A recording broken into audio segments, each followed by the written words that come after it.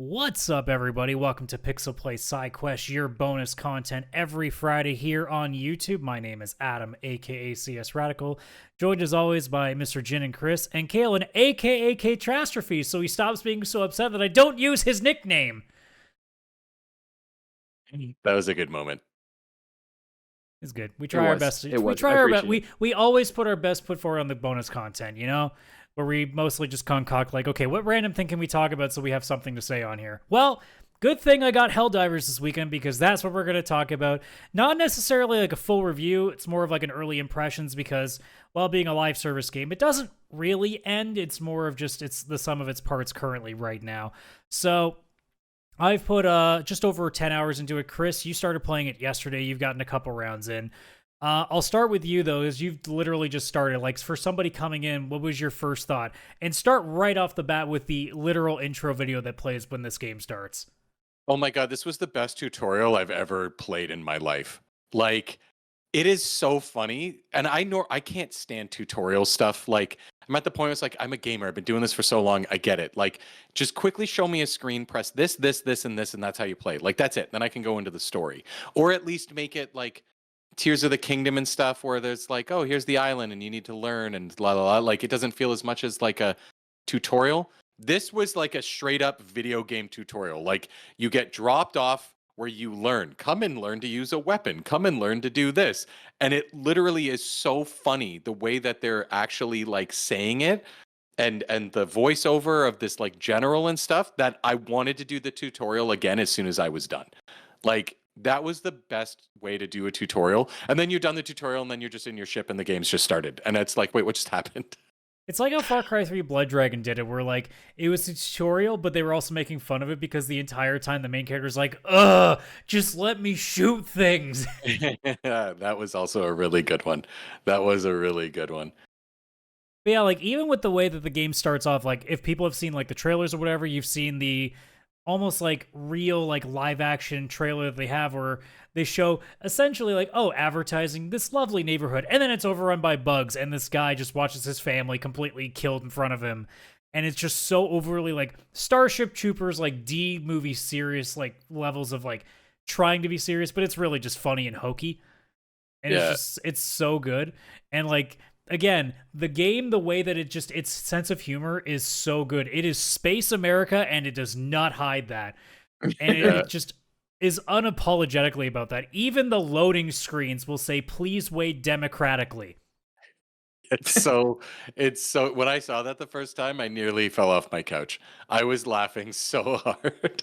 And like the over-the-top voices that your characters will make. I was playing with a friend last night, before you came in, Chris, and he had the LMG, the base machine gun, and all of a sudden, like I hear bullets, and all of a sudden I hear in the background, freedom, while I just hear bullets and bugs screaming in the background. I'm just like, how do you hate this? How do you hate this? So yeah, I mean, I don't think even anyone with the atmosphere and the theme alone, like it's because we've both also played the Starship Troopers Extermination game. It's okay, like it's not bad, but it's clearly missing a lot. You play Helldivers 2 and you go, that's what it's missing. Yeah, this is what that Starship Troopers game should have been. 100%. This is just so much fun. You get to name your ship, and it's the most ridiculous names you get to choose from. It's like one of those books where you choose a first and second word. The Magistrate of Judgment, you know? Yeah, mine's the Claw of Democracy. Like, it's just like... I'm the Princess of Starlight. Yeah, it's just... These are the greatest just names for ships that you get to pick. And it doesn't do anything. It's just the name of your ship, so you get to see it, and that's it. That's it. Yeah, you get to christen your ship, and and it's yours now. Yeah.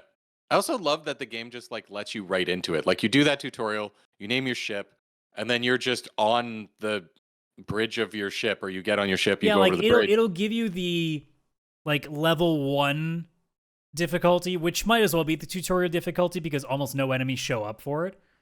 It's more just to say like, okay, here's what the world's gonna look like, here's like a possible objective you'll come across, here's how to leave, you know, test out the guns that you currently have, get a sense of it. And then you go into the actual easy difficulty, and then you realize, oh, there's more than 5 bugs on this map. Well, shit. Yeah. Yeah. Oh yeah. It's just you're right into it and you just do some missions and then you kind of just keep going. And there's this big community effort. I like that where it's like section of space and it's like, hey, we're trying to clear all the bugs, I guess, or no, liberate. We're trying to liberate this Yeah, entire like you know section. what? I'll even transition to because I have my PlayStation up on screen because I was gonna show the how the microtransactions were, but I'll even Take show the map a command of little the bit. galaxy's Yeah, liberation. do that. I Do just that. realized the audio for the game is on, so let me mute that. There we go. That's the fun on YouTube when you because it's the first time I've ever put this input on here. I forgot the audio comes with it. All right, now that's fixed. So if I get out of the map here, so you guys can see there's two sides of it right now. Obviously, Earth, super Earth. Already you know exactly what kind of a dumb direction it's going in, but it's already liberated. There is the left side of the map where there is the automatons, yes, Transformers. They are robots. They hate you. They're really hard, Chris. I can't wait to show you how difficult those are. Great. But obviously you can see on the main part that most people are on, it's almost, this entire sector is almost completely liberated. The only one that's left is this planet, and it's a collective effort. So normally, like, you see it's going up by like 0.00010%. That's basically every time somebody beats a mission. So every time that we finish a mission, that's about how much of the percentage is done. So it's the idea that consistently, you know, people need to stay together. Again, it's like a working effort where everybody collectively has to be working together to get missions done on this planet to keep that liberated going. And in fact, like last night, it was like fluctuating between, it was in the 60s and it went back to 50 for a minute and then it went back up again. Like it really depends on like, you know, how many people are playing at the same time or things like that. But it's nice that it feels like, you know, sure, what you're doing at the time might not be making progress, but you realize that like you and 45,000 other people collectively are slowly pushing the game to moving on. Now, we have no idea what in the future it looks like if we keep getting further up this map. Maybe eventually they start turning up the difficulty so that it's harder and harder for missions to get back, and then we suddenly start getting pushed back, and now we're starting to defend sectors we didn't have to before.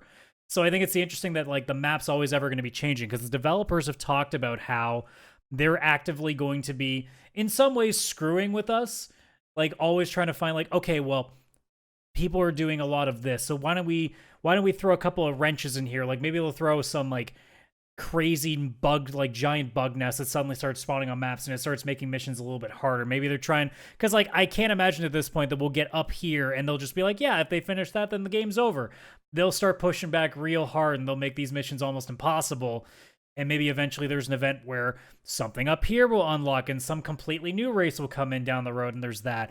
So it's the thing right now that like obviously we're like a week in, but like it's at the point now where, you know, we're looking at a game that is ever changing, and it's, you know, we're still waiting, like we're hoping to see if there's maybe some sort of story that they integrate later on, because we don't know what the map's going to look like as time goes on.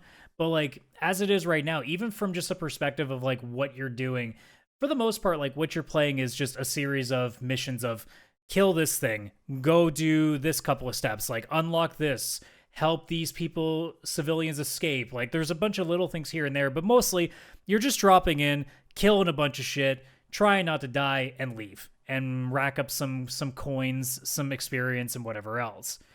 And then as time goes on, we'll get to see like really what else the developers are coming up with for, you know, whether it's new enemy types, whether there's like certain, because we don't know if there's going to be things like raids even potentially yet. So like there's so many interesting ideas of what they can do with it and add on to it to kind of make the map or the world itself seeming ever changing. Yeah. Oh yeah, and it's just so fun to play. Oh my god, it's chaos.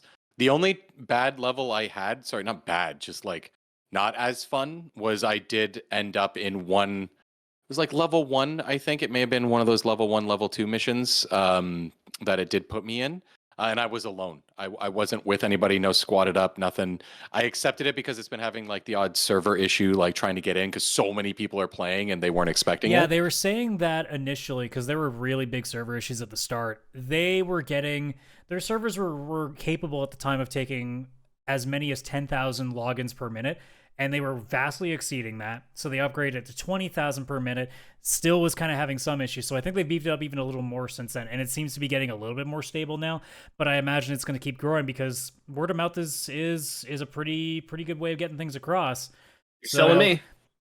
I mean, like when I logged in the first time, there wasn't like you just saw that first planet that I was on. There was 45,000 people. And there wasn't that many when I was on there. There was maybe 20,000 on the main planet that people were after. So Yep. there's definitely been an influx. As more and more people are becoming aware. Because I mean, I didn't get it at launch because I was like, I don't think I have time. And then eventually I was like, screw it, whatever. If I pop in for a couple hours, and now I'm like, shit, I've already put 12 hours in like 3 or 4 days. Well, this is a problem. Oh yeah. It's worth it. I mean, I had to stop myself last night to go to bed, and we would have kept going. This is one of those games where it's like one more mission, one more round, and then it's 6 a.m. and your like eyes are bloodshot. You're so tired and you have to go to work in an hour. Yeah, this is gonna be that game. I can feel it. It is so much fun to just hop in and play. As long as you're with people. Again, yeah, when I was in a single player thing, like I was the only person on the map, it was fun. Like it was fine, but it had a much different vibe. The chaos isn't there because it's just you and a bunch of bugs. You're more in an Yeah. actual survival mode where when there's 4 of you, I didn't die once to a bug, but I died 5 times to Adam. Because Adam dropped a massive, what are they called when the ship drops like one of these massive bomb things? It was called an Eagle cluster bomb, which is like a jet fighter that drops a shit ton of cluster bombs on the ground. Yeah, so Adam loves to drop those kind of things, and I happen They're to be really good. They are. They kill all bugs and humans in range, and I happen to be that human. But it's funny every time it happens because you still get to come back. You can still get called back by your teammates. It is so much fun even when you die. Like as it's, I don't know, the chaos adds to it. Like it just makes it that much more fun compared to again when I was just playing by myself. That's literally the only time I wasn't smiling is when I played by myself with this game. Oh, you're just That's gonna the thing you hate. yeah, that's the thing that blew me up in the video. Anybody's watching the video, it's a demonstration of I mean, everybody's watching the video, Chris. It's only on YouTube. True. For anybody still paying attention to the video you're watching. Because like there's a Yeah, bunch that of different things. Like the main stuff a lot of people use at the start is the machine gun. That's your default. But there are other things like they have a sniper rifle. There's some more like machine guns. There's an anti-tank rifle. Eventually, I really want to get into things like the flamethrower and the spear, which is just this friggin' homing missile, which I'm like, oh, I need you. But I've also got to play like probably another 20 hours to get to that level. But like you have orbital cannons, so you have, this is my favorite one. I haven't figured out a good use for it yet, but it is a massive area bomb droppage. And it's really good if you have like a massive range of targets. The problem is most of the time that I use it, it's a very small target, so it often doesn't hit the thing I want. Except But me. I also want like the laser, which looks amazing. Which I'm sure, Kalen, you know how good lasers are in the original. Oh yeah. Yeah, Yeah. I've got But experience like with that. otherwise, you got like a little jetpack where you can kind of get a little bit extra distance going because you don't. There's not really much of a jump command. You like if you sprint, it'll automatically climb things that are high enough for you to do, but there isn't a jump, so you're still like at the mercy of if you need to get to high ground. It better be something that you can climb on. Otherwise, you're just going to be on the ground fighting. There's not much you can do about it. But like you have a bunch of different options. You have your strikes. You have machine gunner emplacements. You have minefields. There are other support things like having ammo packs. There's You even get a this thing mech? here where you have like an extra like sentry with you. So they give you a nice range of stuff where you can kind of figure out like what you want to be. And if you have a full group of 4, it's even better because you can decide, okay, you're the one with all the shit that's just gonna bomb stuff. You have all the support stuff. You have all these different weapons so that we have all of these options. If we need to change like strategies or something, like maybe we need a rocket launcher for some reason, maybe we need a laser, maybe we need this. And then you also just have like a guy's like, all right, you just make it impossible for the enemy to advance on us and just keep throwing sentry guns and mines down so they just can't push forward. So it's the kind of thing that like once you get more and more people and they start unlocking more stuff, like man, the amount of strategies you can come up with for certain missions and certain enemy types can be it's such an interesting concept to me on what can be done going forward. Aylin was wondering if there's a mech, and now I'm wondering if there is a mech. If there is, there ain't one yet. So I know there was a mech in the original game that you could get. Yeah, that's what I was wondering. As soon as you mentioned it, I'm like, yeah, there was a mech in the original. That's probably something they're looking into with like expansions, or maybe it's just something they drop into the world. Because also a nice thing that they've done is that on random points in the day, they'll sometimes give you like an extra objective. And then what I've seen twice now is they'll actually for free unlock something. So for one, the one that I do remember off the top of my head was they gave you the railgun that was just, it automatically came with you. Normally when you log into a mission, you have 4 of these stratagems you can use. This one was just added extra, so everyone had a railgun option as well. So sometimes they'll also drop some extra stuff in there so you can try things before you get the chance to, because I mean, obviously getting to level 20 for this railgun is going to take a little bit of time unless you're playing, 10 hours a day. So, it gives people a chance also, even if you're new, like maybe if you're lucky on a certain day, you'll get a chance to try something that you might not get to for quite a while. So it's nice that they're giving you a bunch of stuff. For the mech, I've also heard that, it is something that they're looking into down the road, but I guess they figured we're going to focus on the main gunning combat first, and then we'll work out stuff as we go. But I wouldn't be surprised if they come up with some sort of, power mech that you can ride in, or even just like a sentry mech that just walks around and does stuff for you. Yeah, that'd be cool, a mech buddy. Instead, you'll have to deal with the robots or the automatons who will shoot your ass to Kingdom Come. Well, then we need our own mechs to fight them, Adam. I mean, to be fair, Terminator was able to get a Terminator to work for them. Why couldn't we? That's true. And it says Helldivers 2, just like Terminator 2 when that happened. Boom.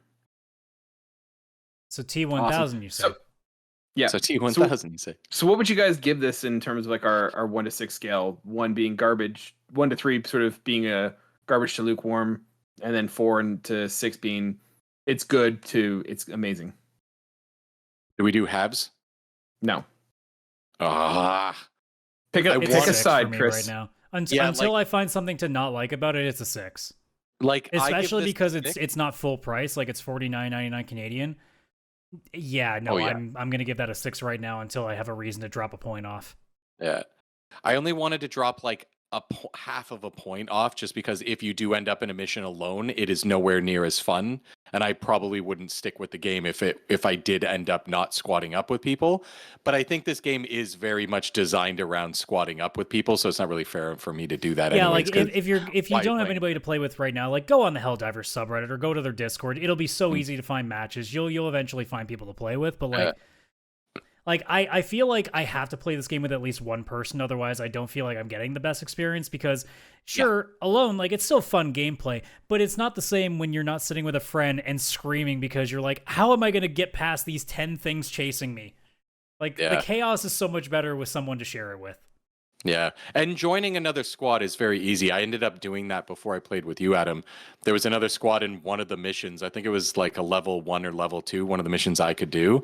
And I ended up joining them, and I think it was a full squad of 4 once I joined. So I was on somebody else's ship because you playing, also, and if you're going in I had solo, no idea you who can they were. drop an SOS beacon, and it'll unlock it so that other people can join. Because if I go to the world map here, it should show at least one of them. Yeah, there's one there.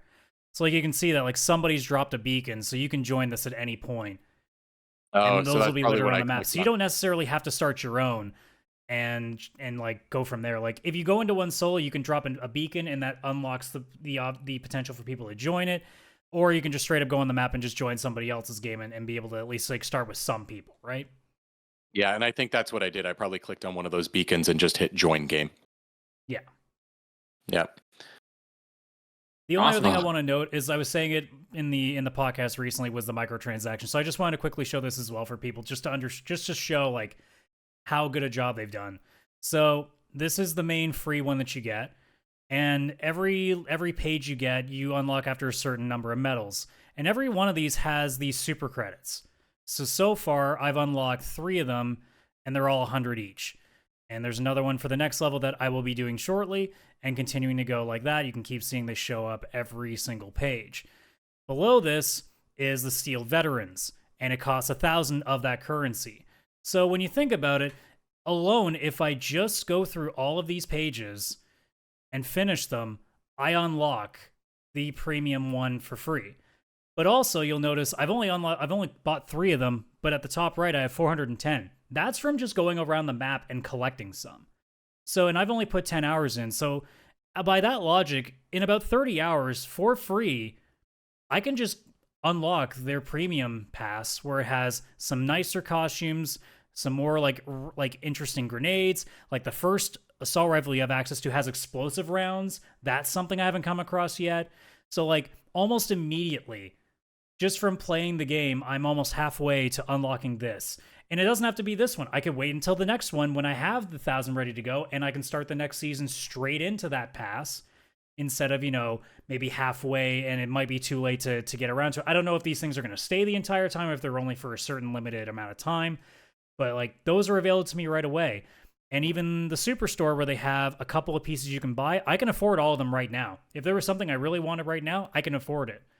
And then the super credits, again, like the battle pass is your standard price, but realistically, you don't need to spend that much money almost ever if you play the game even like marginally. Like at most, you might maybe grab one of those just to quickly top it off when you're nearly done. And $7 ain't like that much to sniff at. Or if you just wanted to buy one of those armor pieces, you're dropping only a couple bucks.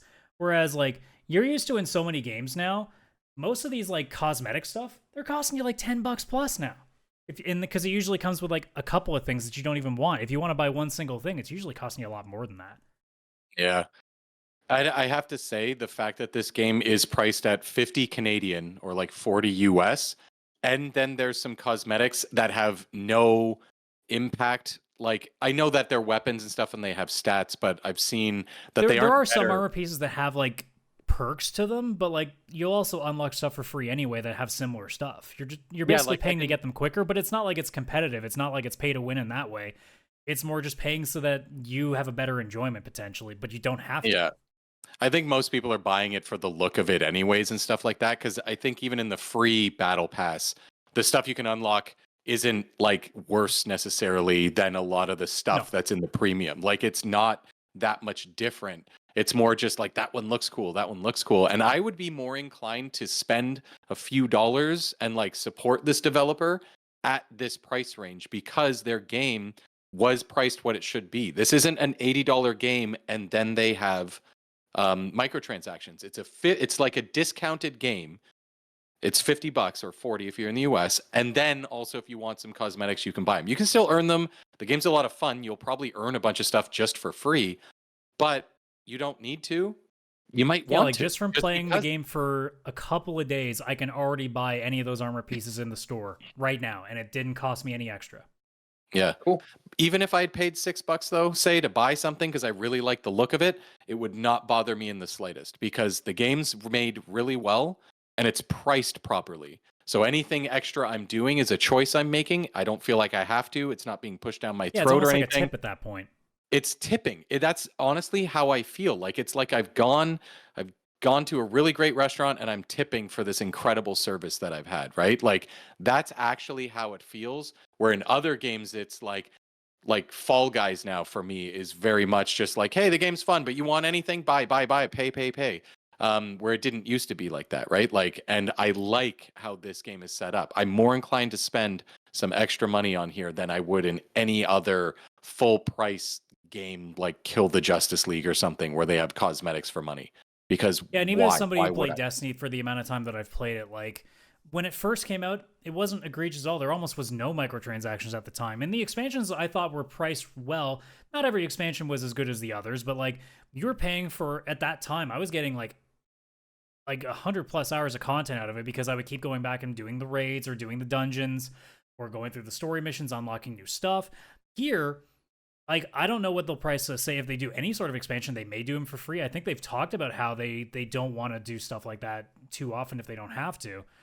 So, I mean, but even if they said, okay, we got a new expansion, we're going to add, we're adding a whole other race into this with all these new enemy types. We're adding a new difficulty level. We're adding these new mission types. Maybe they add raids or something like that into that. And then also a bunch of new gear. And they're like, $15. And I go, that's a no-brainer.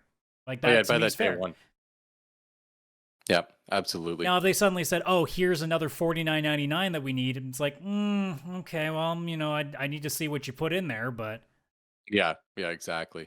But you guys are speculating at that point, so... Sounds like the game overall, though, is really good and a must-buy if you are into this. Yeah, like right now, if they put an expansion, the most I would pay for it is about half. If they put it at $24.99, depending on what that expansion is, I would greatly consider it. Cool. Yeah. Amazing game. Pick it up. Play it. On PC or PS5, doesn't matter. Do it. Awesome. Well, I'm glad it's a hit. I'm absolutely glad too. Like I I said it many times, like, man, I hope this has such good vibes to me because the trailers are really well put together. The way the developers have talked about the game made a lot of sense. It felt really, really good. And again, it was just instinctively, I'm like, this seems like the one that's going to work. And I mean, so far it has. I know people were really unhappy with the server quality at the start, but I don't think they anticipated being the highest launched PlayStation game on Steam ever. I don't think they anticipated Helldivers was going to be that one. It beat out Spider-Man and God of War. Like, what? Now, granted, Even those games have been out for a little while before that, but still, like, for what's essentially like a AA Sony game being put out for day one on Steam, you'd figure most people would default to PlayStation first, but no, like, they've done incredibly well for on Steam as well. Oh yeah, especially with all the other games out there. That's a testament to how good that game actually is. That it's getting that many people to get off of the 2 billion friggin' Steam games that are popular right now because there's just so many of them. This is true. My backlog knows. Well, other than that, any other questions, Kalen, that you got, or have you have we convinced you? I think we already convinced you before this side quest, but I think we've just kind of enhanced it. For sure. Oh yeah, Kalen's picking it up. For those, like I said, if you're even just marginally interested in like cooperative shooters, like this is a no-brainer. Like I would straight up say this is a no-brainer. If you have stuff that you want to finish first, you could wait for it to drop 25%, no problem. But like if you've got time right now, even just like a couple hours every week, and you've got people that you can play with this is a fucking no-brainer. Like I would straight up say right now, if you like cooperative shooters, stop whatever you're playing right now and play this for a little while, and it's totally worth it. So. Yeah, I can't wait to go play more of this. I'm sure as soon as I'm done editing our stuff for the week, I will probably still hop on for a couple of games before I go to bed. But nice. We will find out depending on how long Premiere decides to bog down my computer's hardware. But regardless, that's going to do it for this episode of the Sidequests. Obviously, you like and subscribe for all our content. Main podcast goes up every Wednesday at noon, and obviously the Sidequest goes up every Friday at 5 p.m. So, as always, thank you so much for watching. Don't forget to subscribe to linktr.ee/pixelplaypodcast where you can get all of our socials, including a link to our Discord. Come hang out with us there. Always happy to talk shop with a bunch of you guys. You know, you want to poke fun at whatever else you want, including me. I'm okay with that. I like making fun of me. That's almost my favorite thing to do next to playing Helldivers 2. But yeah, check all that stuff out, and we will see you on the next episode of either our main show or Sidequest, whichever you come to us for that content. So I bid you farewell. Bye-bye for now.